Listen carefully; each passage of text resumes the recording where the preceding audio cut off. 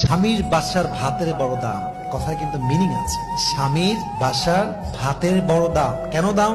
স্বামীর বাড়ির ভাত খেতে হলে স্বামীর খোঁটা সহ্য করতে হয়, স্বামীর মায়ের খোঁটা সহ্য করতে হয়, স্বামীর বাবার ডিসরেসপেক্ট সহ্য করতে হয়, স্বামীর বোনের খোঁটা খেতে হয়, অনেক অসম্মান হজম করতে হয়, স্বামীর গালি হজম করতে হয়।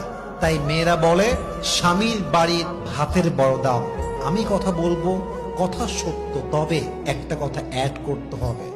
যদি আপনার স্বামীর বাড়ির ভাতের দাম এত বেশি মনে হয়, তবে মাথায় রাখবেন বিয়ের পরে স্বামীর বাড়ির ভাতের দাম যে পরিমাণ বেশি, আপনার নিজের বাপের ঘরের ভাতের দাম তার চেয়ে বেশি।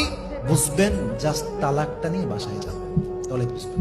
জাস্ট তালাকটা হোক, বাসায় যান, 3 মাস থাকেন, 4 মাস থাকেন, 5 মাস থাকেন, স্বামী নাই তালাক হয়ে গিয়েছে, তখন বুঝবেন স্বামীর বাড়ি ভাতের দাম বেশি নয়, এখন তো মনে হচ্ছে বাপের বাড়ি ভাতের দামই বেশি হয়ে গিয়েছে। ঠিক কিনা বলে?